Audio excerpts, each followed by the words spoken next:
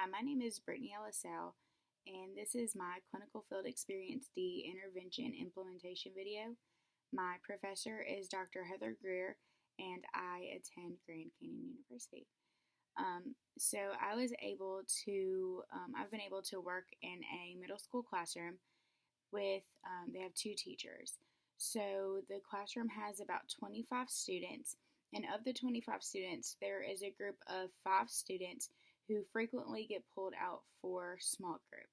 So that is the group that I decided to, I thought would be best to work with. The teacher who works with that group allowed me to come in. At first, I observed how he handled the group and was able just to kind of get a feel for the students that were within that group. The things that I noted about that group was that there were several students who lacked executive functioning skills. So it was students who constantly needed to be reminded to continue to work. They constantly needed the scaffolding and frequent encouragement, and their organizational skills were just not at the level of the other peers that were in the classroom. So once class had dismissed, I was able to sit down with this teacher and ask him questions regarding the students. So he had mentioned to me that these were all students who either had high functioning autism or who were students who had suffered from a traumatic brain injury.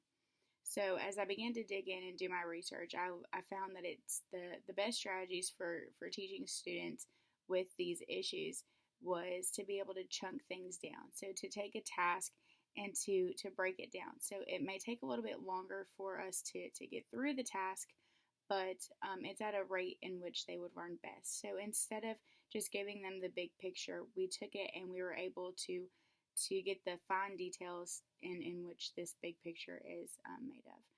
So another thing was to just get to the point. So instead of using a bunch of filler words when trying to explain the content, it's better for these students for you just to tell them exactly what it is that they need to know and not make it this big elaborate production, because then they want to focus more on the irrelevance of the words that you're using rather than the content they should be learning.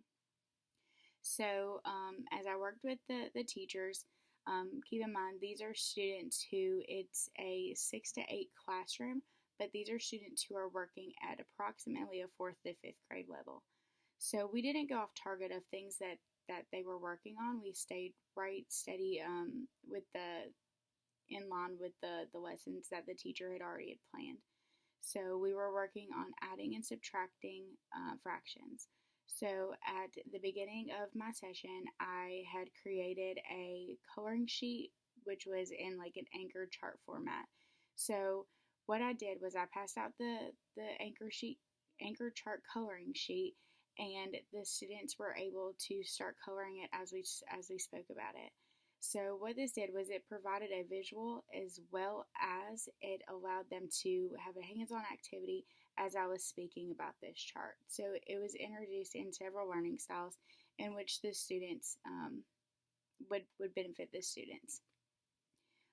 From that point on, we after we discussed the anchor chart, we went on to do a couple worksheets.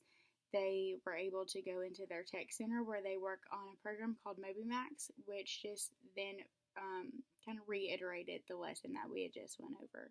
All in all, I feel like the research that I used and breaking it down and getting to the point and just allowing them to I repeated things often, especially keywords that I felt were was information that was pertinent to the content. I was able to repeat that information and paraphrase what was needed within the content so that they were able to focus solely on what we were learning.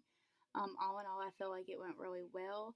My mentor teacher was very pleased with the progress that we had made that day, and I believe that I truly made a difference. So I'm happy with the result of it, and look forward to implementing it in my own classroom one day.